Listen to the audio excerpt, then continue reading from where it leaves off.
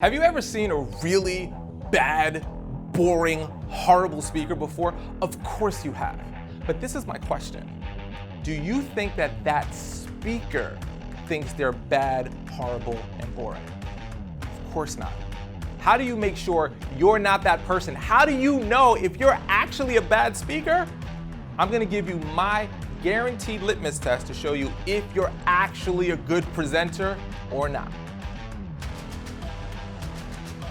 All right, what's going on, everybody? I'm really excited about this one. I'm really passionate about this one because there's a whole lot of people in this world that are walking around saying things like, oh, I don't need any help with speaking. I'm a really good speaker. People tell me all the time, I'm an excellent speaker. Everywhere I go, people pat me on my back, pat, pat, pat, and they say I'm a very good speaker. And you know what? Most of those people suck, okay? And you know what? I'm gonna prove it to you. Let me ask you this. How many events have you ever been to, okay? How many events have you ever attended where the keynote speaker, the person who's supposed to be the main draw, the best speaker, was horrible? Have you ever sit there, you ever do one of these where your head becomes the heaviest object in the world and it falls back, boom, and you do that blink and you look around, make sure nobody saw you passing out? You ever do this one where you look down at your phone and you're passing out from your phone and you kind of slip through, boom, hit your head on the table or something? Here's the thing, that presenter doesn't think they suck. So this is the competitive advantage you're gonna have because you watch this video. Most presenters, honestly, I hate 99% of most presenters. There's like this 1% of the population who I love and they get it because they care about understanding the craft and how to put together something that's actually powerful. But this is the challenge. Most people don't know that they're a bad presenter. Think about this. There's a really important question to help you become a better person at whatever you do, which is, what's the biggest problem that you have? What is the biggest problem that you have? And then people always make up, this, that, whatever, and it's never that. The biggest problem that you have is the problem that you don't know you have. I'm gonna say that again. The biggest problem that you have is the problem that you don't know you have. Because if you don't know you have the problem, how could you possibly fix it? Does that make sense?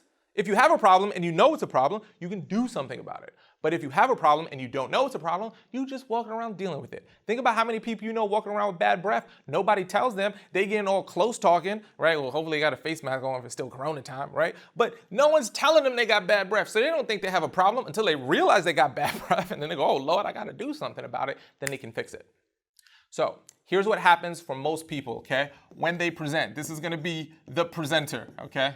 And again, if you're expecting better graphics from me on my drawing skills, you're gonna be sadly disappointed. This is as good as it gets, okay? So someone speaks. Here is what happens to almost all presenters after they speak, okay? They get off stage or they finish their virtual keynote, whichever one it is, and then all of these people who organize the event, right?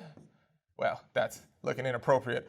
We're gonna just make those legs bigger here. I realized that was a little embarrassing, but we're gonna roll with it because we don't stop people, okay? So you got all these people here, okay, that organized the event, that wanted to be good. They're gonna talk to this person and say, great job. Oh, so insightful.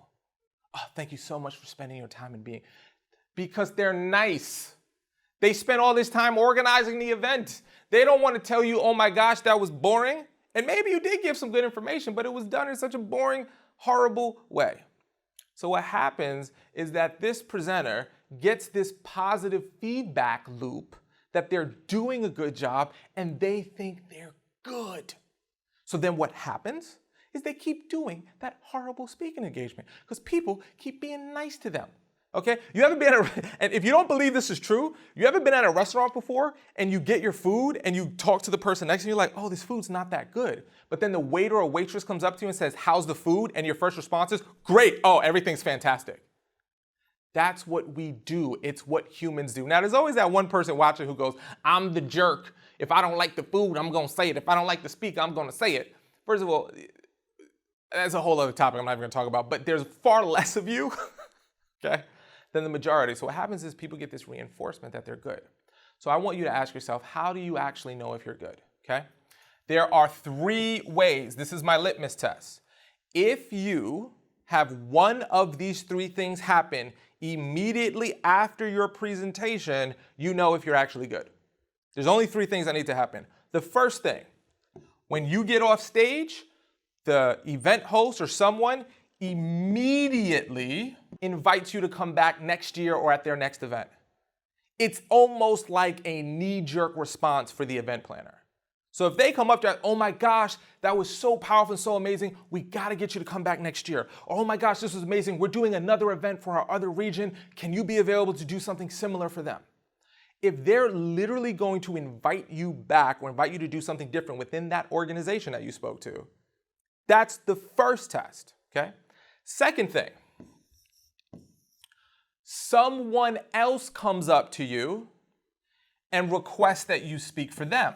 You finish your speaking engagement, people don't come up and just say, good job. They come up and say, hey, I'm part of this planning committee. That was incredible. Do you think you can come and present at our organization? Okay? So you get either invited back to the one you just spoke at, or someone else in the audience, and if you're in front of the right audiences, and when I work with my clients, I show them how to get speaking engagements in front of the right audiences, there's usually always someone part of some other planning committee that's there, that's scoping out the speakers. They see you, and they go, we need you to come do what you just did and share what you just shared with our people. Now, the third one, okay, is you get clients. That's the third one. So you do your presentation, you do what you're supposed to do. Someone comes up to you and says, I need you to do for me what you just talked about up there. Oh my God, I am so bought in and I believe what you're talking about makes all the sense in the world, and I know you're the best in the world to teach us and help us. I would like to hire you to come in and work with us. If one of these three things doesn't consistently happen when you speak, you're a bad presenter. I'm sorry. Now, some of you might say, Arel, that's unfair. Maybe I'm speaking at events when no one can invite me back to speak. I can't get no requests and I can't get no clients. Okay, well, you know what the solution to that is? You're speaking at some of the wrong events. Look, if you want to go to local like charity and give of your time because that is something that's important to you, that's beautiful. Please do that. We need more people doing good.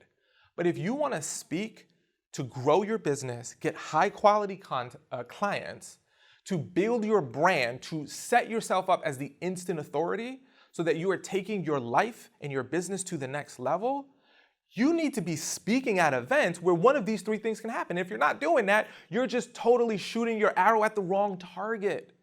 Hey, if you like that video, make sure you hit that like button before you go and hit the subscribe button so you can get more of our great content so it goes to the top of the algorithm.